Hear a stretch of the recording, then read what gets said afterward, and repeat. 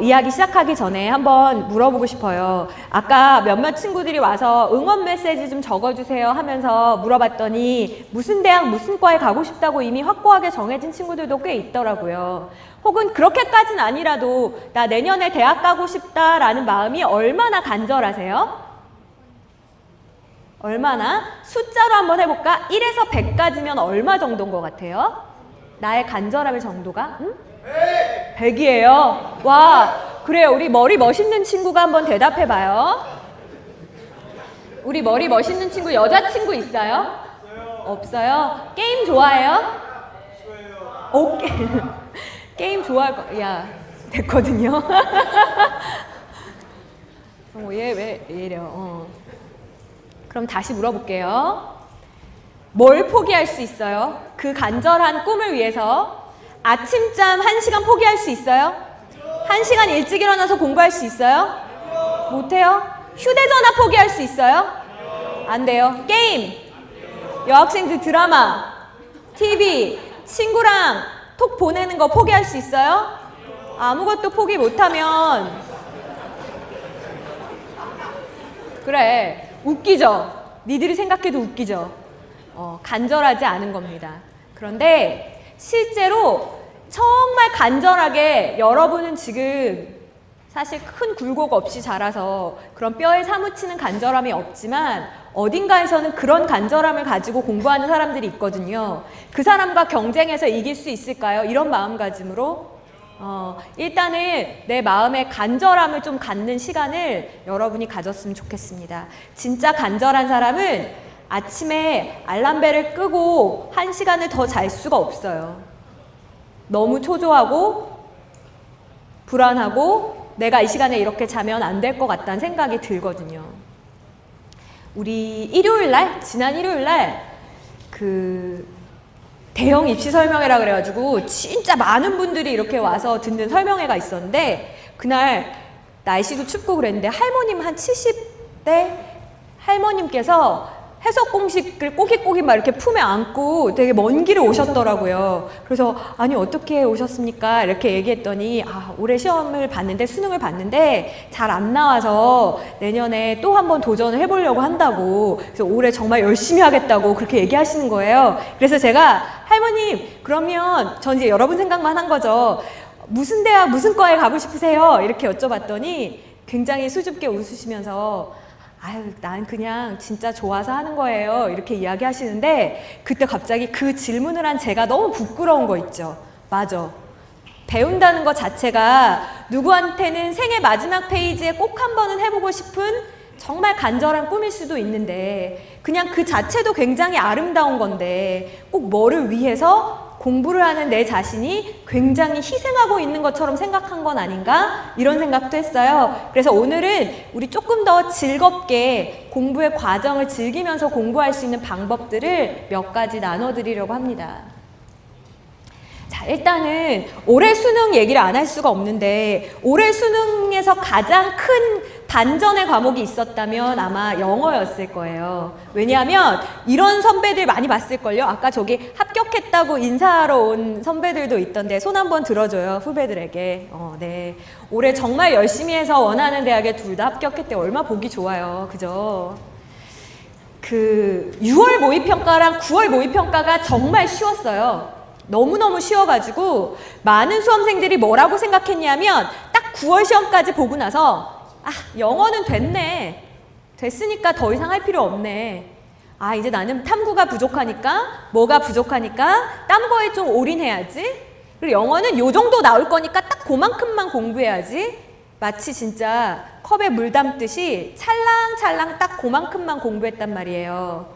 그런데 실제 시험은 우리의 예상을 뒤엎고 어렵게 나왔죠. 그렇다고 해서 엄청 어려웠던 건 절대 아닙니다. 제가 생각했을 때 문항의 순수 난이도는 그렇게 높은 시험은 아니었어요. 그런데 왜 다들 이렇게 지금 노란색이 이번 2016 수능인데요. 차이가 많이 나죠.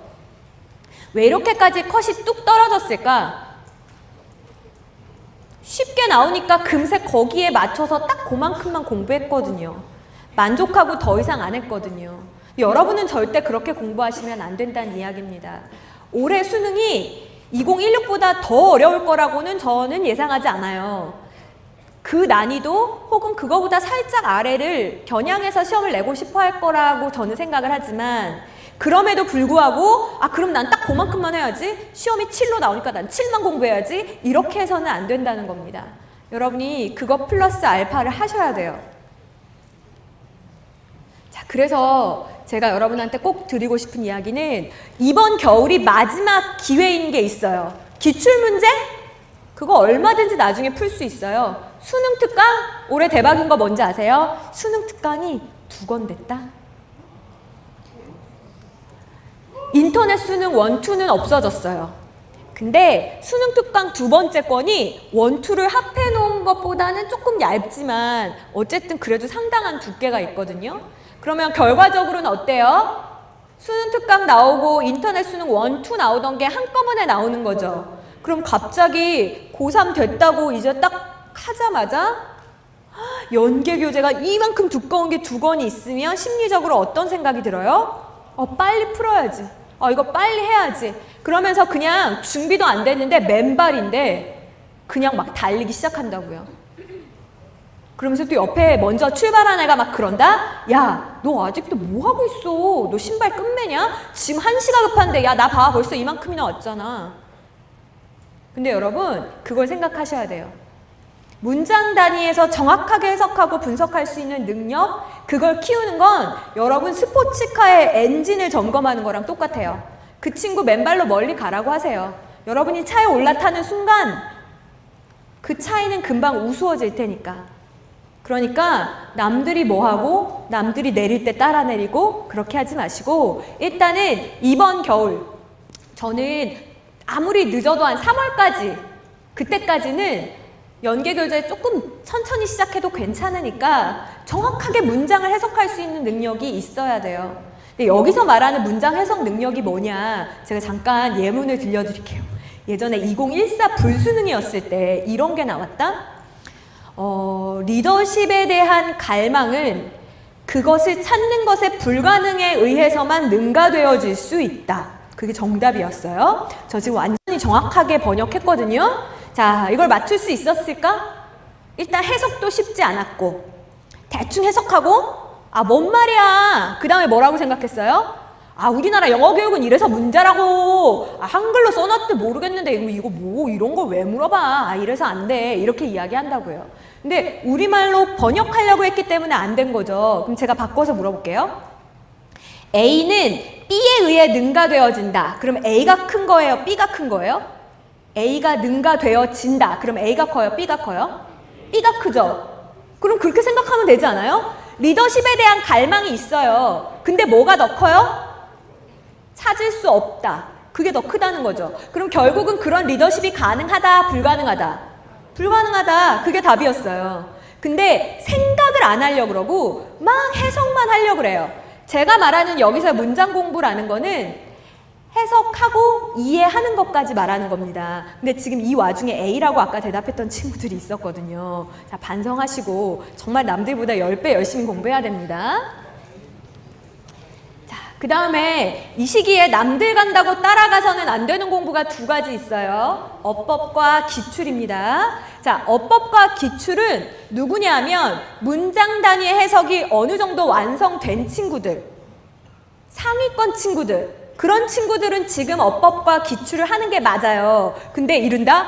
쌤, 우리 반 1등이 지금 막 기출 3바퀴 돌리고 있던데? 전 5등급이지만 그 아이를 따라 똑같이 공부해서 1등급이 되렵니다. 걔가 1등급이 되기 위해 밟았던 단계가 있는데 여러분이 바로 거기로 뛰어들면 당연히 승산이 없죠. 자, 그 다음에 보세요. 수특, 수완. 그러면 올해는 연계교재가 어쨌든 제목으로 치면 몇 권인 거예요? 2권인 거고, 낮권으로 치면 3권인 거고, 그 다음에 뭐가 있죠? 여기에 고교 영어 듣기라는 듣기 교재가 있죠. 연계교재 뭔지 몰라서 막 또 초록색 창에다 물어보고 하면 안 된다. 자, 그러면 어떻게 나오는지를 일단 보여드릴게요. 영어가 고교 영어 듣기랑 수능 완성편에 실전편 이렇게 얇게 있는 게 거기가 듣기거든요. 어떻게 나와요? 몰라? 토끼예요? 똑같죠? 거의 똑같이 나와요. 그러니까 막 무슨 엄마형 다른 교재들 공부해야 될까 막 걱정하는 친구들이 있어요. 근데 그래요.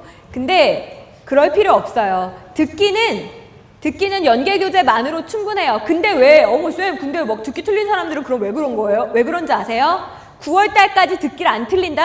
그러니까 아예 안 봐요. 고교 영어 듣기도 안 풀어요. 아 듣기는 야 그냥 막 다 맞는 거 아니냐? 그러다가 너무 오랫동안 안 들은 거죠. 어느 날 틀리기 시작해요. 그래서 검색어에 갑자기 9월 모의평가가 끝나면 고교 영어 듣기가 올라와요. 그건 무슨 얘기예요?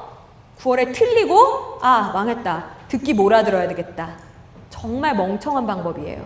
그러니까 매일 5분씩만 들어도 분량이 많지 않기 때문에 그냥 교재 나올 때부터 5분씩만 들으면 시험 때까지 몇 바퀴고 돌려서 다시 들을 수 있는데 그걸 왜 시험 때 그 급한 때 할 것도 많은데 그때 듣기를 그렇게 시간 들여서 하려고 그래요. 그렇게 하지 마세요. 내가 듣기를 안 틀린다 할지라도 계속해서 일정 분량을 투자하셔야 된다는 겁니다. 자, 그 다음에 이게 이제 보시면 자세히는 안 보이겠지만 각 주까지 똑같이 나오는 그래서 영어가 사실은 가장 체감 연계율이 높다라고 이야기하는 게 그거예요. 그냥 똑같은 지문이에요. 순서를 물어보던 걸 빈칸으로 낸 것 뿐이에요. 그런데 오답률 상위 5개 문항 중에 이 직접 연계 문항들이 사실 항상 많이 포함되어 있어요. 왜 그럴까? 올해 정말 똑같이 나왔는데 오답률 높았던 문제를 제가 하나 알려드릴게요. 그게 뭐였냐면 내용이 이거였어요.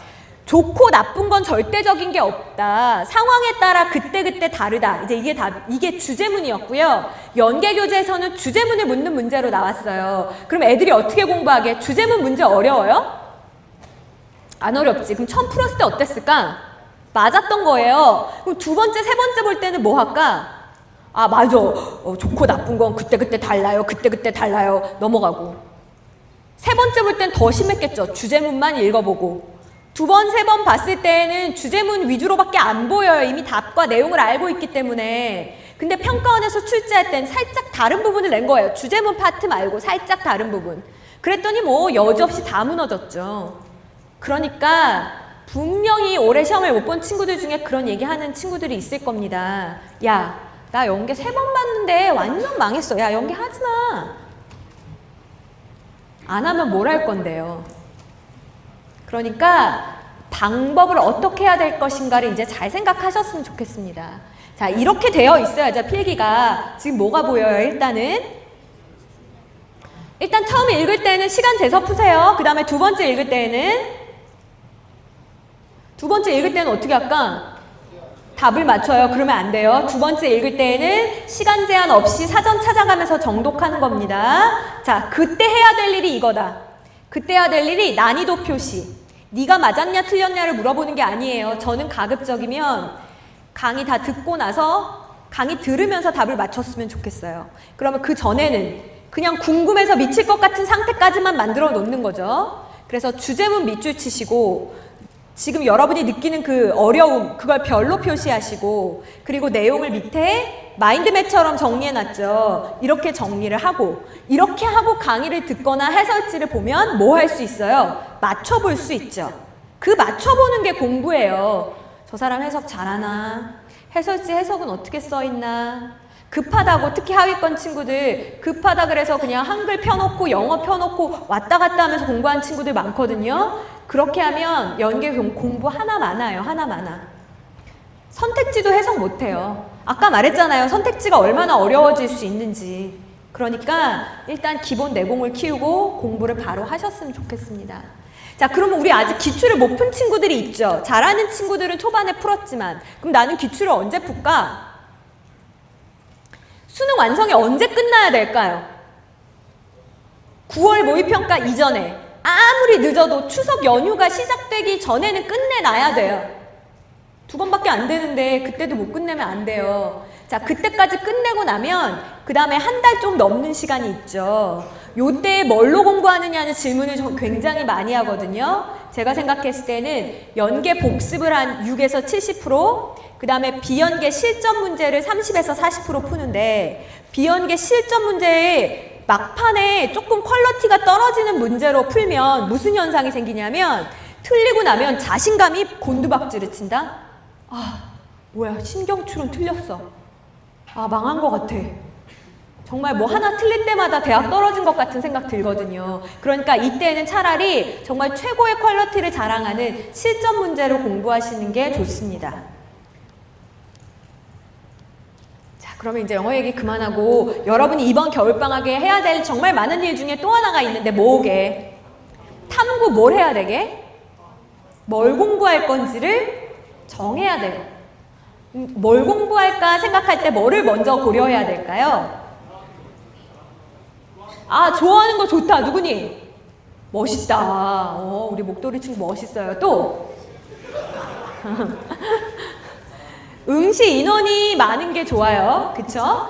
우리 왜 깊은 바다는 잘 출렁이지 않지만 얕은 컵은 조금만 흔들어도 막 출렁출렁 거리잖아요. 응시 인원이 많아야 여러분이 유리한 점이 있습니다. 또요? 학교에서 배우는 것 따로, 수능 따로면 너무 힘들죠. 가장 이상적으로는 이미 이제 여러분 2학년 2학기 때 배운 거, 그 중에서 하나, 3학년 1학기 때 배울 거 중에서 하나 선택하시면 가장 좋아요. 물어봤어요. 여러분, 우리가 가고 싶어하는 대학들 있죠. 막 완전 좋은 대학 말고 그래도 어느 정도 수도권에 있는 그 대학에 진학한 친구들한테 물어봤어요. 너는 탐구 공부 언제 했니? 그랬더니 언제 했다 그랬게? 80%에 달하는 친구들이 선택 과목의 선정은 이미 겨울방학에 끝났고 겨울방학에 그 과목 개념 공부를 한 번 이상 했다라고 대답을 했습니다. 그럼 그 친구들은 그때 이미 정하고 한 번 했는데 너는 여름방학 때까지 이거 했는데 안 나오네? 이걸 바꿀까? 안 나오네? 이렇게 하다가 막 여름방학 때 엄마 특강 보내줘. 이렇게 해서 성적이 잘 나오기 힘들겠죠. 당연히. 그죠? 자, 그 다음에 좋아하는 과목 고르는 건 당연하고요. 과목 연관성이 높은 과목들을 고르면 당연히 일석이조겠죠. 하나 공부해서 두 개를 다 여러분이 효과를 거둘 수 있을 테니까. 그래서 이런 과목들도 한번 체크해 주세요.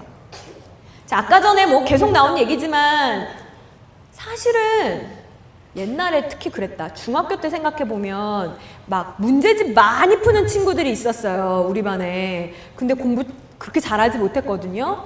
근데 우리 어머니는 문제집을 안 사주셨어요. 그래서 제가 할 수 없이 뭘 했냐면 교과서에다가 이렇게 까맣게 컴싸로 지우는 거예요. 키워드를 다. 지워놓고 저는 이제 맨날 그걸 혼자 채워보는 거죠. 어떨 때는 지웠는데 생각이 안 날 때도 있어요. 이제 그러면은 막 친구 책도 빌려서 보고 이제 다시 메우고 그랬는데 저는 시간 대비 효율이 제가 훨씬 좋았다고 생각하거든요. 여러분도 옆에 보면 문제집 푸는 친구들 많겠지만 이 시간에 딱 한 권을 정해서 단권화란 얘기 들어봤어요? 그 노트에다가 앞으로 이제 거기다가 다 갖다 붙이는 거예요. 뭐 모의고사 보는데 틀렸다. 그럼 거기다 갖다 붙이고 새로운 개념인데 연관된 게 나왔다. 그럼 거기다 갖다 붙이고 그럼 이게 어떻게 되겠어요? 엄청 두껍고 꼬질꼬질 손때가 타겠죠. 수능 시험장에 뭘 들고 가는 거예요? 그걸 들고 가야 되는 거예요. 자, 그 다음에 수능 특강을 공부할 때가 와요. 이때도 아직 개념의 시기예요. 문제집을 쭉쭉 푸는 게 아니라 계속 뭐로 돌아가야 돼요? 네가 만들어놨던 단권화 노트로 돌아가야죠. 사실은 요거를 잘 몰라, 재학생들이요.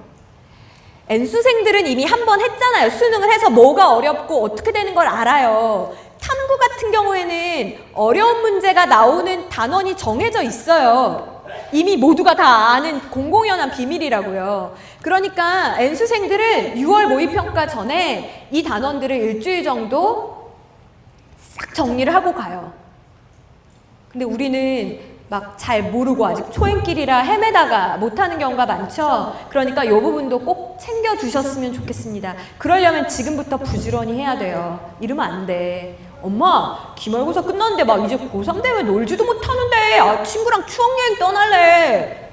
남들이 다 MT 가고 대학 가서 축제를 즐길 때 그 친구는 계속 고3 겨울 때 떠났던 그 추억여행만 생각해야 될 수가 있어요. 그러지 마시고 앞으로 즐거운 추억을 만드세요. 지금 그쵸? 자, 그 다음엔 수능 완성이 있어요. 그래서 그 교재로 문제풀이 하시면 되고요. 자, 그러면 탐구는 어떻게 연계가 되는지를 보여드릴게요. 개념이 그대로, 핵심 개념이 그대로 나오는 개념 연계가 있고요. 표, 뭐 이런 거 있죠. 도표, 자료, 이런 게 그대로 나오는 연계가 있고, 문제가 똑같이 나오는 연계가 있는데, 여러분 아직 한 번도 연계가 어떻게 생겼는지 못 봤잖아요. 보여드릴게요. 얘 어때요? 나도 잘 몰라. 생긴 건 어때? 똑같죠?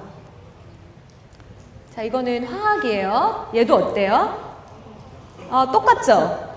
그러니까 조금만 빨리 시작하면 충분히 할 수 있어요. 자, 여러분 달라지는 게 하나 있죠. 그게 뭡니까? 한국사가 탐구 시간 안에 여러분은 이제 하나 더 들어오게 되는 겁니다. 몇 문항 몇 분 동안 응시하죠? 네, 그래요. 알고 있는 것 같아요. 자, 20문항 30분입니다. 이건 무슨 평가? 절대평가. 몇 점 이상이면 1등급이에요?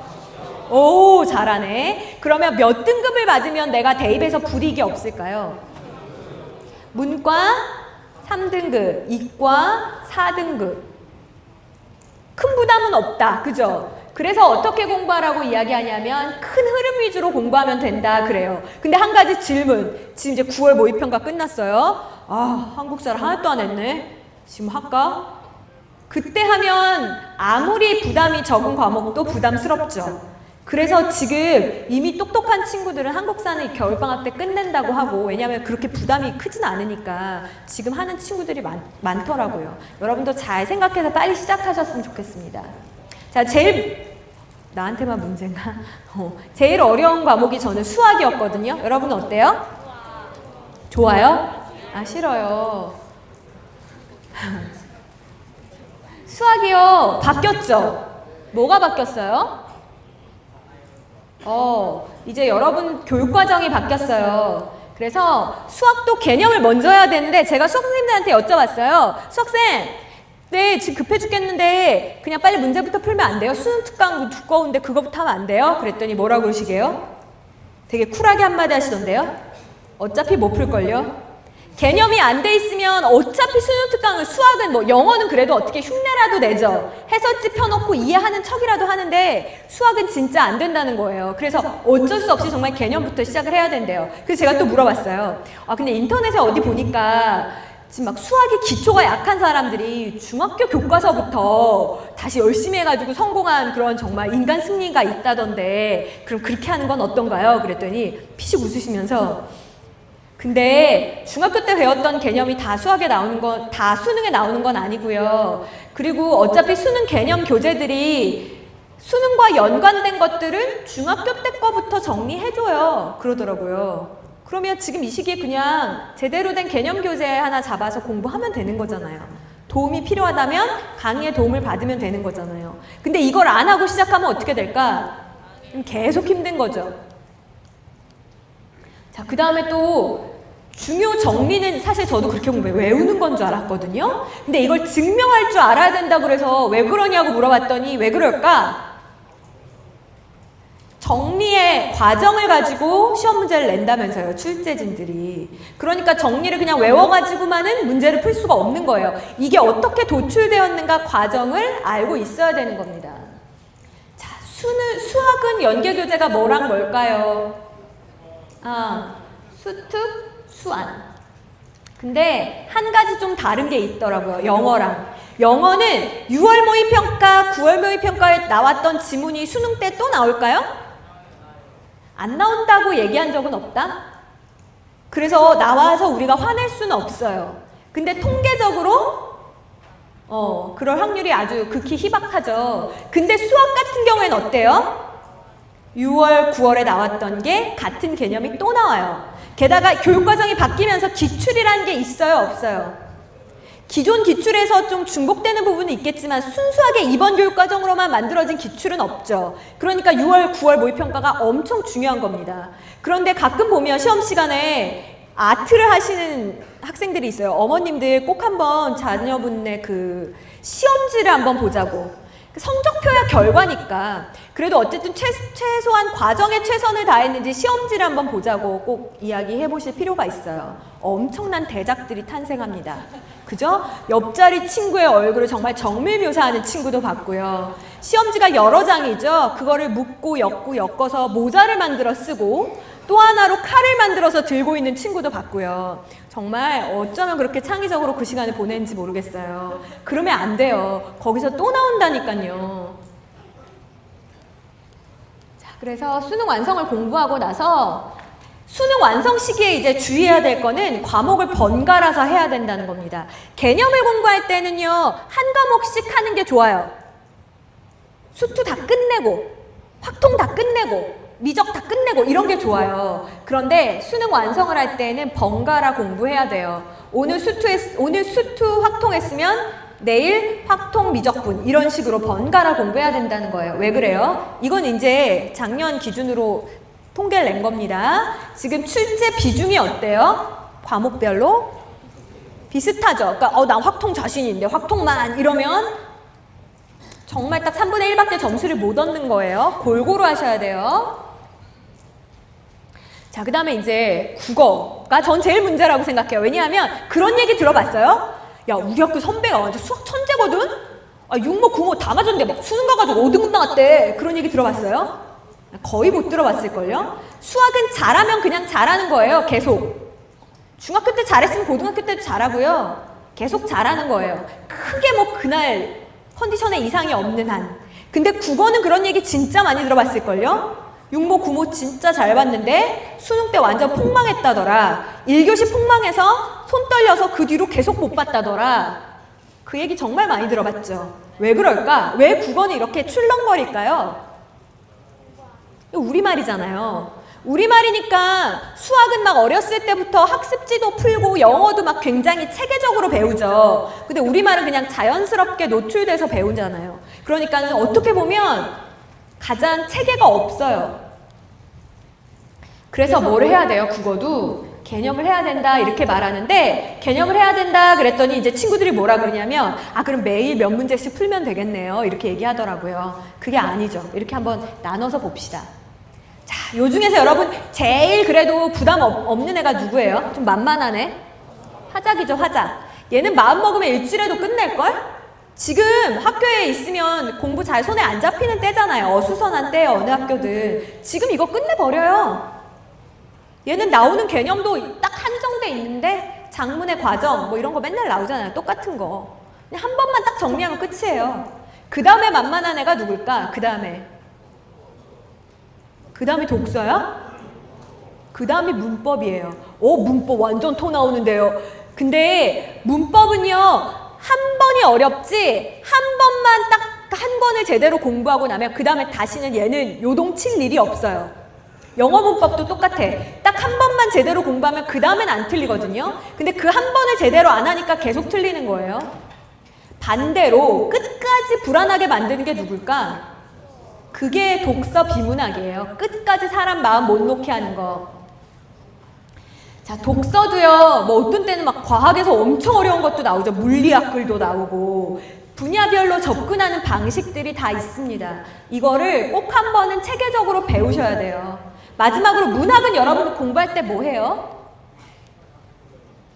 근데 재밌는 게 이번 수능 때도 그랬고 아까 저기 영상 혹시 앞에 나오는 거 봤어요? 수능 시험 보다가 막 이렇게 우는 친구들이 있는 거? 근데 실제로 국어 시험 보다가 시 같은 거 나올 때 많이 울어요. 생각보다. 이번에 수능 보고 와서도 막 수줍게 고백하더라고요. 자기 울었다고. 너무 그 시가 슬퍼가지고. 그게 지금 피식피식 비웃죠. 남학생들 안 그럴 것 같죠. 보통 남학생들이 좀 더 쿨하니까. 근데 아니다. 나중에 시험 특히 찬바람 불기 시작하면 그냥 지나가면서 야 괜찮냐? 이름 막 운다? 진짜 막 울어요. 너무 당황스럽게 막 울어요. 그리고 별말 해주지도 않았어요. 그냥 이렇게 손 잡고 야, 다 괜찮아. 이렇게 하면 나중에 또 그 시기가 지나고 이런다? 어머, 선생님 그때 괜찮다고 말해주셔서 제가 괜찮을 수 있었어요. 너무 감사해요.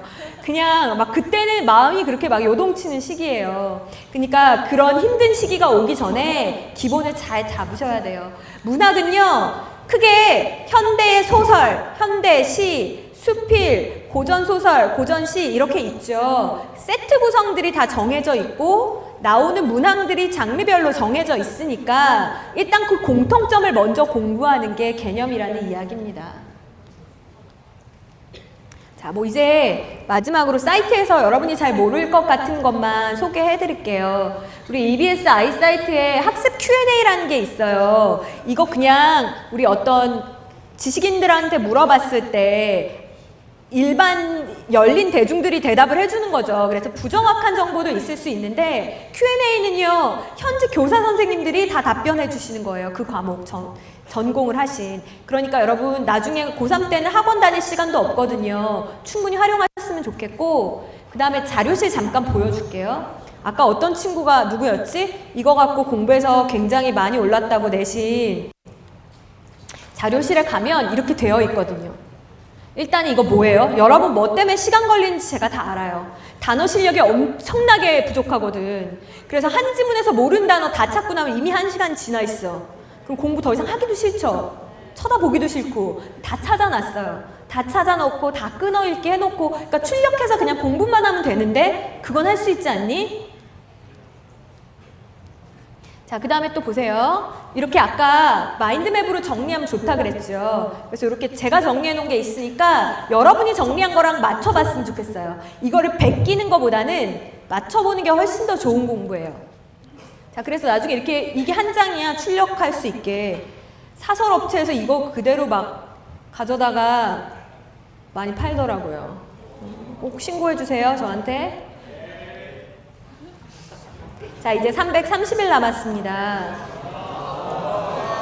아, 야, 이때까지 막 흐리멍텅하게 막 졸고 있던 친구도 갑자기 330일 났다. 막 이래요. 잠은 자야지, 6시간. 솔직히 더 자잖아. 니들 여기서 잔 것도 한 3시간 되겠구만. 밥 먹는 시간. 삼시세끼니까 그래도 3시간은 빼야죠. 그죠? 그 다음에 씻고 학교 왔다 갔다 하는 시간.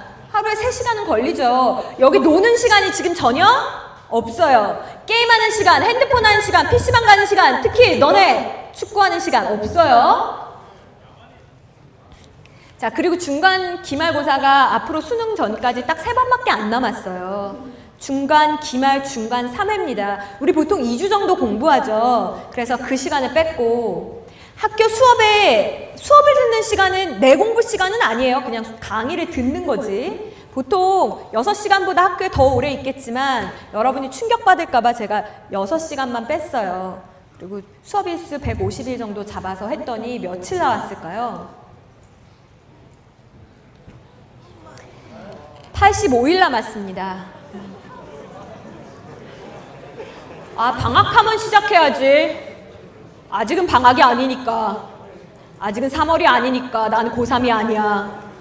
자, 85일 남았어. 너 언제 고3 할 거니? 정신 차리고 오늘 바로 저녁에 시작하셨으면 좋겠고, 오늘 공부 시작했다는 증거로 저한테 수강후기에 충주고에 있던 학생 85일 오늘 시작합니다. 이렇게 저한테 알려주세요. 제가 많이 응원해 드릴게요. 앞으로 여러분이 공부하게 될 85일 절대 쉽지 않습니다만, 인생을 살면서 삶을 극적으로 바꿀 수 있는 기회는 몇 번 없어요. 수능은 그 중에 하나이고, 심지어 날짜와 시간까지 미리 알려주고 신이 우리에게 기회를 주는 일은 수능 이후에 평생 다시는 없을 겁니다. 힘들지만 가치 있는 기회라는 거 여러분이 잊지 마시고 끝까지 잘 활용할 수 있기를 제가 응원하겠습니다. 감사합니다.